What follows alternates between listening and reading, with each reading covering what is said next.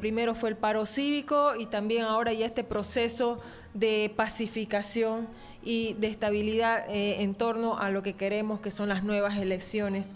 Pablo, ¿cómo ve desde el punto de vista económico todo este proceso? Ahí hay que tomar dos elementos. El primero es que ya veníamos desde antes con algo que es un cambio de ciclo. ¿Y a qué me explico? Estábamos desacelerándonos. ¿Qué significa? Si antes crecíamos al 7% el año 2013, luego empezamos a crecer al 4% los últimos años y este año, hasta el primer semestre, hemos crecido al 3%. Entonces, estábamos en un momento en el que, independientemente de lo que hubiese pasado en el ámbito político, ya se veían signos de agotamiento de la forma de hacer economía y teníamos, y debemos, ni siquiera teníamos, que buscar nuevas formas de hacer economía. Ahora, sumado a esto, tenemos de que casi este año es como si hubiésemos tenido un año de 11 meses, ¿no? Entonces, creo que es importante ver cómo recuperamos la economía, cómo recuperamos el impulso, porque más o menos nosotros estimamos de que ha habido 1.000 millones de dólares de pérdida en estos días. Justamente lo que usted decía, el crecimiento de la economía, porque ni siquiera hemos llegado al nivel para poder dar un doble aguinaldo, por ejemplo, que anteriores años sí hubo, digamos, ¿no? Claro, de hecho ese 3,1% que mencionaba nos muestra que estábamos lejos de eso. Y dos, nosotros pensamos que hasta fin de año, en lo poco que queda, el crecimiento va a estar en torno al 2%, o sea, este 2 es más o menos algo, pero va a ser uno de los años con crecimiento más bajo, inclusive mucho más bajo que el que hubo el año 2009. Un poquito traduciendo esas cifras en el día a día, ¿qué nos espera a los bolivianos? Si seguimos así, como estamos, o también qué prioridades se deberían dar en el ámbito económico para mejorar. Esa pregunta es totalmente pertinente y además esperanzadora, y me explico. Porque hasta hace un mes lo que nosotros veíamos es que seguíamos haciendo las cosas de la misma forma y necesitábamos cambiar, porque ya, y esto lo digo de la perspectiva más técnica, lo anterior se estaba agotando. ¿En qué sentido? En el sentido de que el aporte del sector público a la producción se mantuvo en 14.000 millones de dólares, mientras que el aporte del sector privado aumentó de 17 a 27.000, y teníamos que empezar a cambiar esas fuentes de crecimiento. En esa línea, ¿por qué digo que es esperanzador? Porque ya en estos días uno de los pedidos de la población ha sido recuperar el Estado de Derecho, de tener las reglas claras. La segunda parte, lo que esperaría yo en las elecciones que vienen, es que empecemos a discutir cuál es la Bolivia que queremos, cuál es la Bolivia que nos puede sostener y nos puede mejorar el bienestar económico y social. Eso es fundamental, ¿por qué? Porque ahora el proceso de elección tiene que ser una discusión de ideas, de propuestas. En la anterior elección, en la que se anuló, lo que se discutía era el Estado de Derecho, democracia y otro tipo de cosas. Ahora el foco debe estar centrado en la economía. Claro. Y eso creo que es fundamental. Y son 3 aspectos por lo menos que deberían discutirse en esto. Esos son, uno, el tema de la institucionalidad pública. ¿Cómo hacemos que el Estado sirva bien al ciudadano, a todos los ciudadanos, a todos los que nos escuchan? Porque nosotros sacamos un carnet, un certificado de nacimiento, abrimos una empresa, no sé, tenemos un nuevo empleo, cosas de ese estilo, y el Estado nos tiene que facilitar. El segundo aspecto es cómo aumentamos la productividad. ¿Cómo es posible de que en este momento lo que hacen 3 personas de Bolivia, 3 trabajadores bolivianos, lo haga un solo trabajador en Chile o un solo trabajador en Uruguay? O sea, esa brecha de productividad hay que cerrarla. Y la tercera, que es el mantener la estabilidad macroeconómica. Y yo creo que en eso el mensaje que ha dado la administración actual por intermedio del ministro Parada ha sido buena en términos de decir vamos a mantener la estabilidad. Y justamente hablando de estabilidad, Pablo Mendieta, este tema de la moneda, se ha hablado mucho en el tema de la moneda, si sí o no, de evaluar el dólar, ¿cómo podemos manejar esto? Vuelvo a lo que señalé justo al final de la anterior pregunta, es de que Creo que es adecuado que lo que el ministro Parada ha dicho de que se va a mantener el tipo de cambio, porque creo que es una señal de estabilidad en medio del tsunami político que hemos vivido estos días, estas semanas. Ahora, más adelante, obviamente, el gobierno tendrá que considerar qué va a hacer no solo con el tipo de cambio, sino con cómo se maneja el tipo de cambio, que va un poquito más allá, pero también tenemos que ver cómo mejorar la productividad, porque la idea del tipo de cambio es que cuando el tipo de cambio es más alto, nuestras exportaciones son más baratas afuera y se venden más. Entonces tenemos más entrada de recursos. Ese es un aspecto que hay que tomar. Pero tenemos que ver las cosas estructurales de productividad, fundamentalmente, cómo mejoramos la productividad, y ahí ya veremos qué hacemos con el tipo de cambio. Yo entendería que es una decisión es algo que se tiene que discutir, pero que ya viene en una fase del gobierno elegido. Claro, perfecto. Es muy interesante lo que usted dice, que en las anteriores elecciones el discurso estuvo centrado en lo que es la recuperación de la democracia, y esta vez tiene que ser la economía la prioridad de los nuevos gobernantes. Absolutamente, porque lo que pasa es de que nosotros estamos en un contexto difícil. En este momento Argentina está en dificultades, Ecuador está en dificultades, inclusive Chile, que en algún momento era el oasis de prosperidad, se encuentra con dificultades muchas más serias.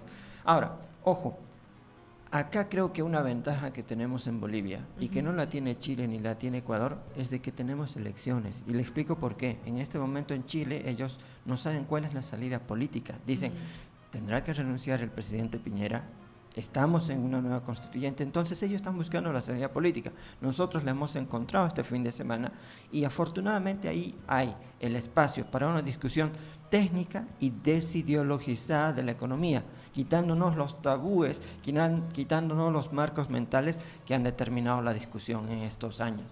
Claro, eso tiende a acabar un poco esta incertidumbre, ¿no? Y partir con más aplomo ya para el futuro. Claro, porque la ventaja que tenemos es que podemos discutir libremente, y yo entendería que todos los partidos políticos deberían empezar a apuntar a decir qué hacemos en la economía, y no por la economía per se, porque el hombre es más que economía. Nosotros somos más que eso, requerimos dignidad y muchas otras cosas, y eso lo muestran estudios de los últimos premios Nobel de economía, Abhijit Banerjee, de Esther Duflo, que el hombre es más que economía, es dignidad y otro tipo de cosas. Pero necesitamos ver cómo mejoramos la dignidad de los bolivianos en términos sociales, en términos económicos, cómo garantizamos que tengan buena educación. Una gran duda que tenemos acá es, ¿qué hacemos con la educación? O sea, y esa es una duda, y esa es una interrogante que se tiene que discutir seriamente. No es posible que en este momento tengamos cientos de miles de niños, estudiantes y universitarios que probablemente no tienen la calidad de educación que merecerían. Así Bolivia no va a transformarse. Pablo, ¿usted rescataría algo de estos 14 años que han sido tan cuestionados desde el punto de vista económico? Yo entendería, y esto es interesante, porque creo que esa reflexión, más allá de lo que yo diga dentro de unos segundos, debe hacerse de manera colectiva, porque si tenemos una énfasis refundacional, de decir, desde aquí empezamos una nueva etapa y qué sé yo, vamos a caer en el delito, en el pecado del populismo, de volverlo refundacional. Tenemos que recuperar las cosas buenas que se han hecho, y dentro de esas yo destaco, uno, el control de la inflación, que creo que durante todos estos años ha sido bajo, y eso lo ha rescatado también el ministro Parada. Dos, la recuperación de la soberanía monetaria o bolivianización. Hoy día transamos en bolivianos. En el año 2000 no teníamos esa posibilidad. Entonces, ¿ahora qué viene? Ahora viene, en todo caso, afianzar esto, lo que le acabo de decir.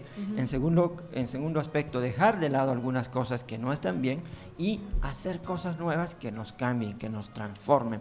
En las cosas, y ahí muy breve, es una de las primeras cosas que necesitamos hacer es mejorar la parte de gobernanza de las empresas públicas, que las empresas públicas sean empresas al servicio de los bolivianos y que reditúen todos esos ingresos de manera seria, rentable al pueblo. Perfecto. Estamos conversando con Pablo Mendieta, economista del Centro Boliviano de Estudios Económicos, el CEBEC de Caínco. Vamos a ir a una pequeña pausa comercial y enseguida retornamos con esta entrevista. En minutos retornamos con Súmate a la Radio. Aprovecha la campaña gratuita de prevención y detección de varices. Desde el 26 de noviembre hasta el 23 de diciembre. Evaluación del paciente a cargo de un médico especializado en varices. No te pierdas la campaña y acude a la consulta gratuita. De lunes a viernes, de 8 a 10 de la mañana y de 3 a 6 de la tarde. Calle Guatemala número 165, esquina México, zona de la Universidad Gabriel René Moreno. Contáctate con nosotros al 337-8208 o al celular con WhatsApp 766-44014. Campaña gratuita de prevención y detección de varices. Vacaciones con Tentayape. Dale la mejor vacación a tu niño y ayúdales a cumplir sus sueños junto a nosotros. Escoge 4 disciplinas diarias a elección y anímate a formar parte de nuestra fábrica de talentos. Ofrecemos cursos de teatro, canto, artes marciales, instrumentos, ballet clásico, zumba kids, bailes modernos, bailes tropicales, hip hop. Vacaciones con Tentayape. Turno mañana, de 8 a 12 del mediodía. Turno tarde, de 14 a 18 horas. Las clases se inician el lunes 2 de diciembre. Comunícate para más información al 785-00098. Te esperamos en Avenida Teniente Vega, número 88. Vacaciones con Tentayape. Ley número 264. Ley del Sistema de Seguridad Ciudadana. Interculturalidad, entendida como la interacción de las culturas, que se constituye en instrumento para la cohesión y convivencia armónica y equilibrada entre todos los pueblos y naciones, para la construcción de relaciones de igualdad y equidad de manera respetuosa. Ley número 264. Ley del Sistema de Seguridad Ciudadana. Es un mensaje de Frecuencia Urbana. Arroz Kaiser te da variedad, por el color del envase lo distinguirá. El rojo es favorito, el amarillo, grano de oro, el verde es impregnado, ¡qué variedad! Kaiser Limitada, con más de 50 años llevando a las mesas de los hogares bolivianos arroz de primera calidad, cumpliendo las normas sanitarias exigidas en el país. Recomienda a los consumidores verificar que en el envase se encuentre impreso el registro SENASAG. Kaiser, especialistas en arroz. Continúa en sintonía de Súmate a la Radio. 9 de la mañana, 32 minutos. Continuamos con la entrevista a Pablo Mendieta, economista del CEBEC de Caínco. Pablo, una de las cosas que más se ha cuestionado también es el tema de los gastos del Estado. ¿Cómo manejar eso? ¿Qué se debería hacer en torno a esto? Fundamentalmente, uno, conocer qué está sucediendo, qué ha sucedido con esos gastos, y yo creo que para eso se requiere una evaluación objetiva, independiente y técnica. Aquí no necesitamos apasionamientos de ni un lado ni de otro lado, en términos que digan todo lo pasado fue malo, todo lo pasado fue excelente, sino técnico, objetivo, hechos. Eso es lo que necesitamos, el primer aspecto. El segundo es empezar a formular leyes y normas que sirvan para que el gasto público y la inversión pública vayan a lo que se requiere efectivamente y puedan ser bien empleadas. Yo le comento de que en otros países existen criterios de evaluación social de proyectos en el que todos los departamentos, el equivalente, van al Viceministerio de Inversión Pública y dicen, aquí está mi proyecto, y ellos tienen un equipo técnico que dice, este sí va porque hay réditos, hay sostenibilidad, y tercero, que ellos hacen una evaluación posterior. Aquí en este momento nosotros no sabemos, y esto hablo de la República, el Estado, de lo que sea, me atrevería a decir hasta de la colonia, que no tenemos idea de qué pasaron con nuestros proyectos. Claro. Y debemos saber cuál es la rentabilidad y cuál es el impacto y la mejor manera de hacer políticas públicas. Así es, todos los proyectos del Estado deberían estar realmente, como usted dice, manejarse de forma muy transparente y además evaluarlos cada cierto tiempo. Por ejemplo, en el caso de esta gestión que acaba de pasar, han habido proyectos muy criticados porque no han dado los resultados esperados, ¿no?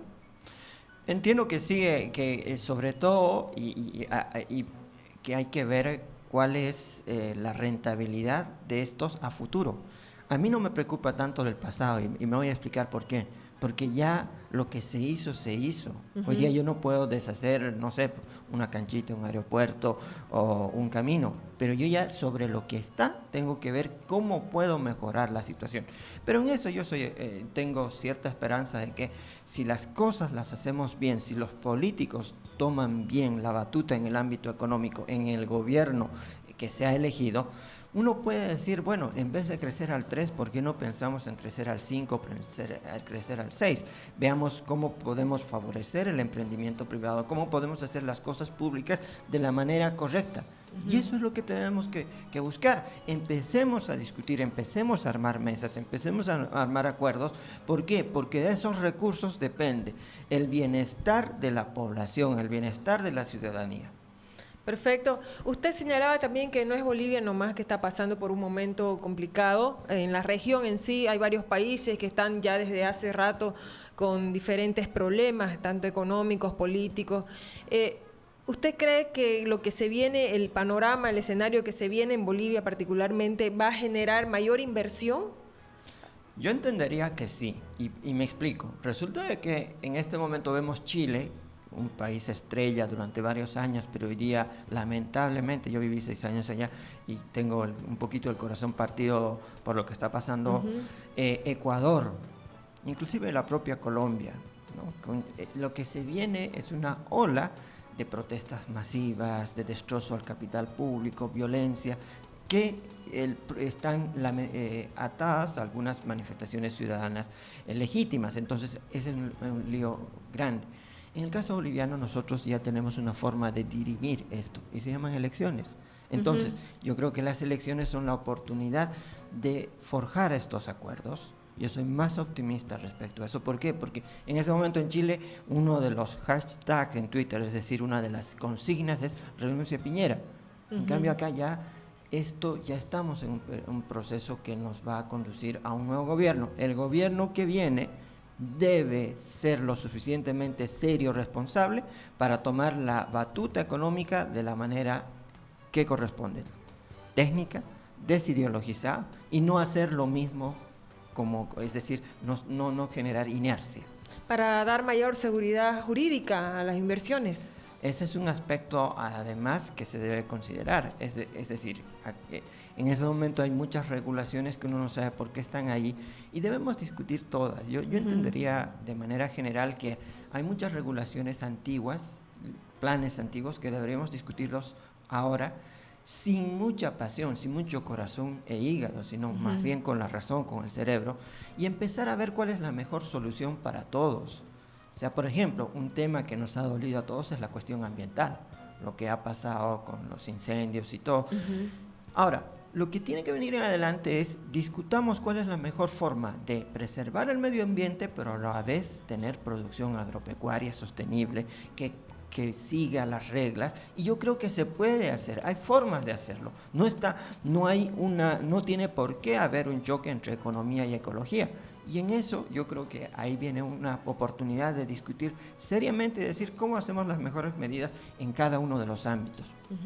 ¿Cuál debe ser o cómo debería ser la relación esta de empresarios, productores versus gobierno? Entendería que debe ser una relación franca, una relación cercana en el buen sentido, es decir, que yo pueda tener la franqueza y la cercanía de decir, creo que esto se puede mejorar así, creo que esto está mal. Entonces, esa debe ser una relación fluida, una relación transparente también, una relación en la que uno sepa que se habla en las esferas. En otros países se hace mucho énfasis en cuestiones de la discusión público-privada, pero hay mecanismos de asociación público-privada, y hay cosas que se tienen que mantener. Por ejemplo, el Hub de Birubiru, que es de hace 2 meses, es un proyecto público-privado que debería continuar.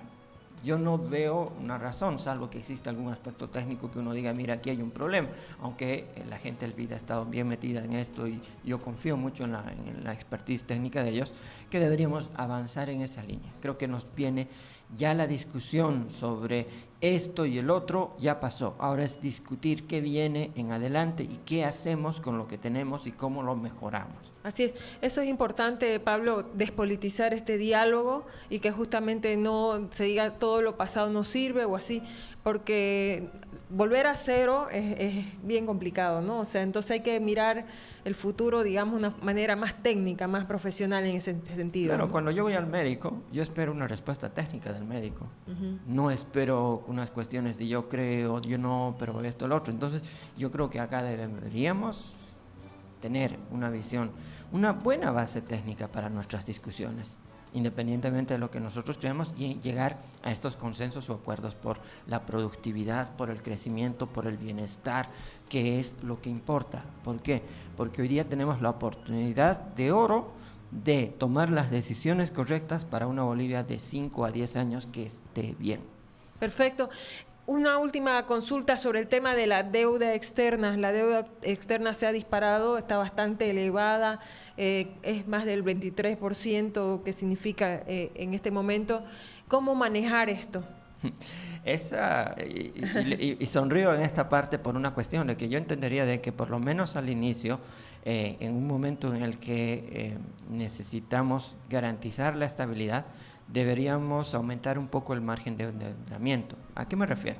Durante estos 4 meses, 5 meses, no sé, de transición, vamos a requerir recursos externos. Una medida correcta que está tomando el gobierno es liberalizar o liberar las exportaciones, es permitir que éstas salgan rápido. Pero esto va a tomar algunos días, algunas semanas. Mientras tanto, con el nivel de deuda que tenemos, no estamos complicados. En términos, y me explico, no estamos complicados en términos de que si nos endeudamos un poco más para pasar este bache, no se nos cae el país. ¿Qué debemos velar? Es que apenas pasado este bache tengamos una estrategia de endeudamiento sostenible, y eso se sabe cómo hacer, y yo creo que ahí ya obviamente volvamos a la parte desideologizada y técnica de la discusión. ¿No es riesgoso endeudarse más? En este momento no.